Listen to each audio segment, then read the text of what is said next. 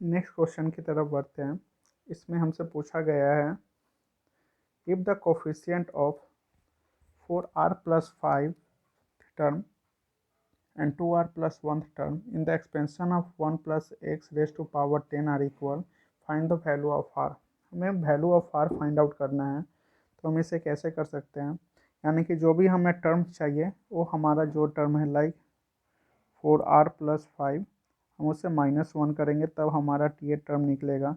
तो हम इसे लिख सकते हैं T 4r plus 4 plus 1 term, तब जाकर ये हमारा ये टर्म होगा, यानी कि ये हमारा कांस्टेंट होगा। इसे तब जाकर 4r प्लस 5 टर्म हम लोग निकाल सकते हैं। सिमिलरली अगर हमें जब सेकेंड टर्म जो बोला गया है 2r प्लस 1, उसे -1 करेंगे, यानी कि हमारे पास जो टर्म होगा वो 2r प्लस 1 के टर्म में तब फंक्शन में आएगा, यानी कि 2r प्लस 1 टर्म, यानी कि हमें 2r निकालना होगा। हमने ये पहले ही डिस्कस किया है। अगर आपने वो वीडियो नहीं देखी है तो वो वीडियो ज़रूर देखें। मैंने पार्ट 1 पार्ट 2 में इसे बहुत अच्छे से डिस्कस किया है कि हमारे पास जो टर्म पूछा जाता है वो हम एक टर्म क्यों कम लेते हैं। तो हम फाइंड आउट करेंगे। एक्सपेंशन में हमें क्या फाइंड आउट करना होगा, T 4r plus 4 plus 1 term. तो हमारे पास जो एक्सपेंशन है 10c 4r प्लस 4, 1 का पावर हम कुछ भी लिखे तो हमारा सेम ही होगा, तो हम लोग डायरेक्ट लिख सकते हैं x का पावर हमारा हो जाएगा 4r प्लस 4। नेक्स्ट हमें जो टर्म फाइंड आउट करना है t 2r प्लस 1, यानी कि 10c 2r इंटू 1 का पावर हम कुछ भी लिखें, हमारा पावर वैल्यू 1 ही आएगा, सो हम उसे इग्नोर करते हैं। और नेक्स्ट हमारा जो है x का पावर, ये हमारा हो जाएगा 2r।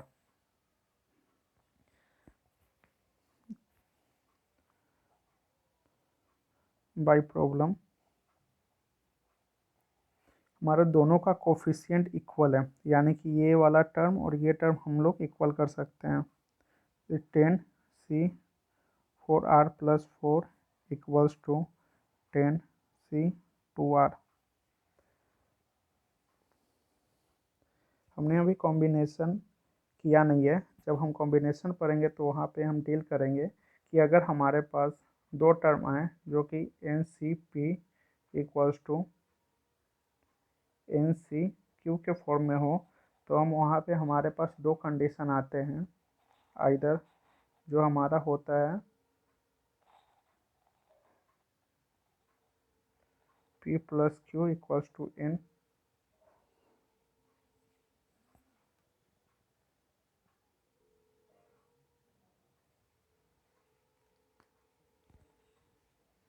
एक कंडीशन हमारे पास ये आता है और दूसरा आता है p इक्वल्स टू क्यू। ये जब हम कॉम्बिनेशन डील करेंगे वहाँ पे हम उसे सॉल्व करेंगे। तो हम लोग p इक्वल्स टू क्यू और p plus Q equals to N use कर सकते हैं। तो हमारे पास आइदर यहाँ पे दो कंडीशन आएगा,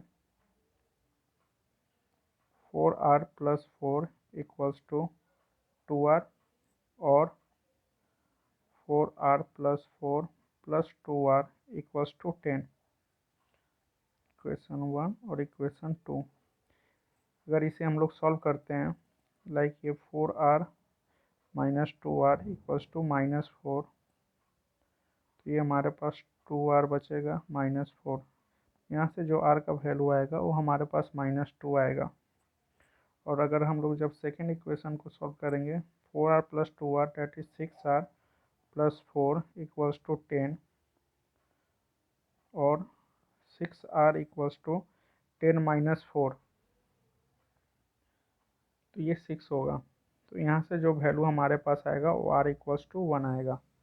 तो हम लोग निगेटिव वैल्यू को इग्नोर करते हैं, यानी कि हमारा जो r इक्वल्स टू -2 आया इसे हम लोग एक्सेप्ट नहीं कर सकते हैं,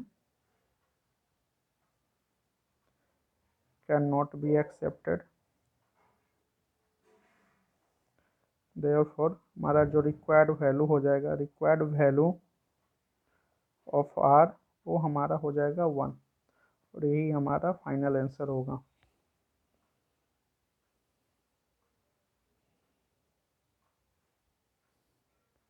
तो एग्ज़ाम पॉइंट ऑफ व्यू से ये क्वेश्चन हमारे लिए इम्पोर्टेंट होता है, तो आप इस पे थोड़ा ध्यान दें।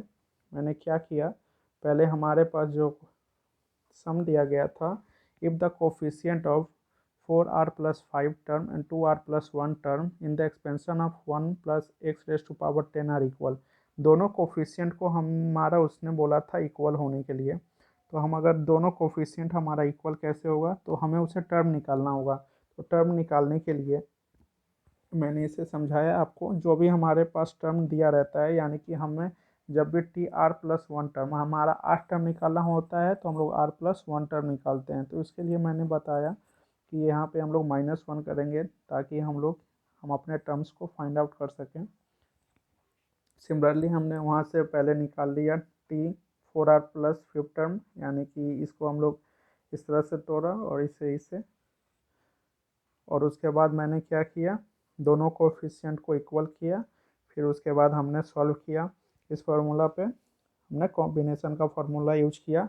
अगर हमारा पावर दोनों का, यानी कि जो हमारा n है, n अगर इक्वल हो और हमारा जो p और q हो, तो हमारे पास दो कंडीशन होते हैं। आइदर हमारे पास जो होता है p plus Q equal to n होता है, और हमारे पास जो होता है p इक्वल्स टू q होता है। तो हमने दोनों कंडीशन को यहाँ अप्लाई किया है, जिससे हमारे फर्स्ट कंडीशन से जो आया, मतलब कि 4r प्लस 4 इक्वल्स टू, यानी कि p प्लस क्यू हमने जब अप्लाई किया तो हमारे पास r इक्वल्स टू -2 आया।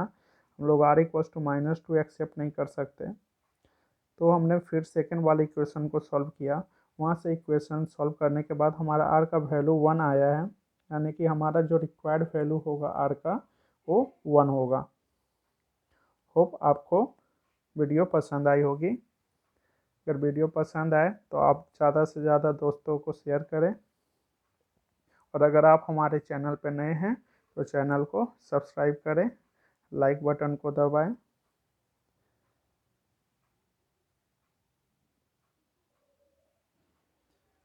कि अब जब लाइक करते हैं तो हमारा इंस्पिरेशन बढ़ता है और हमें अच्छा लगता है। नेक्स्ट क्वेश्चन की तरफ बढ़ते हैं। Like, if the value of the fifth term be 24 times the value of the third term in the expansion of 1 plus x raised to power 11, find the value of x। यानी कि इस term में जो बोला गया है 1 plus x to power 11, इसमें जो हमारा फिफ्थ टर्म है वो 24 टाइम्स है हमारे थर्ड टर्म के। तो हमें पहले क्या होगा, fifth term and third term find out करना है। तो हम लोग क्या करेंगे, T5, यानी कि हमारा T4 प्लस 1 टर्म निकलेगा किस एक्सपेंशन में, 1 plus X raise to power 11, यानी कि 11C4, ये तो 1 का पावर 11 माइनस 4 यानी कि 7 इंटू ये x का पावर क्या हो जाएगा 4। और हमें निकालना है T3 टर्म, यानी कि हम लोग निकालेंगे T2 प्लस 1 टर्म।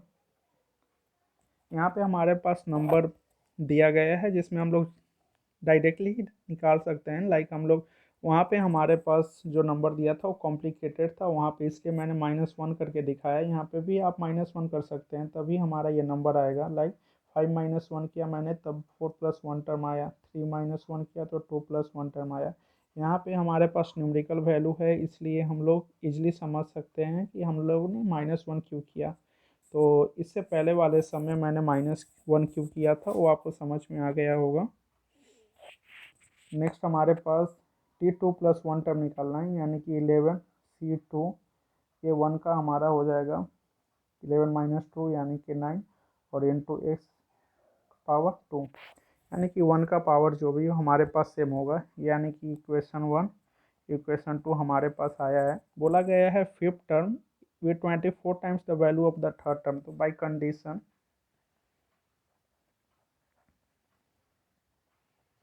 जो हमारा फिफ्थ टर्म है, like 11C4 X raise to 4 equals to, ये हमारा 24 टाइम्स है किसके, 11C2 इंटू एक्स स्क्वायर।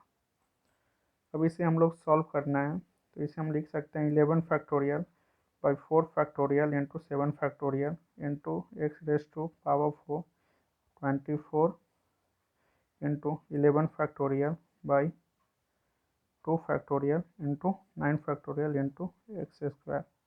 अब 11 फैक्टोरियल कैंसिल, और हम इसे अगर क्रॉस मल्टीप्लाई करें तो ये 2 इंटू 1, 9 फैक्टोरियल को लिख सकते हैं 9 into 8 into 7 factorial divided by 4 into 3 into 2 into 1 into 7 factorial. ये हमारे पास 24 एक्स स्क्वायर, और यहाँ पे ये हमें एक्स रेज टू पावर 4 बचा है। 7 फैक्टोरियल कैंसिल हो जाएगा, 2 से 2 कैंसिल हो गया, 3 3 जा 9, 4 2 जा 8, और ये हमारे पास बचा 3 2 जा 6, 6 4 जा 24, यानी कि हमारे पास जो रिमेनिंग बचा है X raise to power 4 X square. इसे हम लोग लिख सकते हैं X square into X square to 4 into X square. X square एक हमारा कैंसिल हो जाएगा, और x इक्वल्स टू हम लोग इसे लिख सकते हैं प्लस माइनस अंडर रूट 4। जो हमारा x का वैल्यू आएगा वो प्लस माइनस 2, यहाँ से हम लोग फाइंड आउट कर सकते हैं।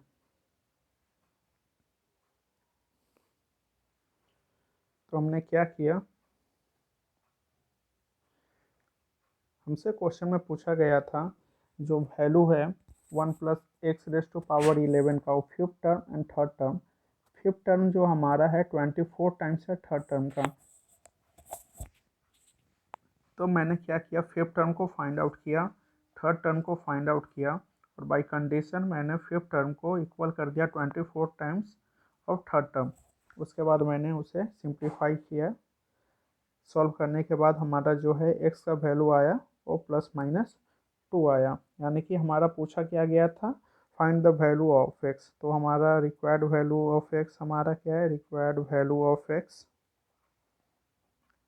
+2 एंड -2, उसे +-2 लिख सकते हैं।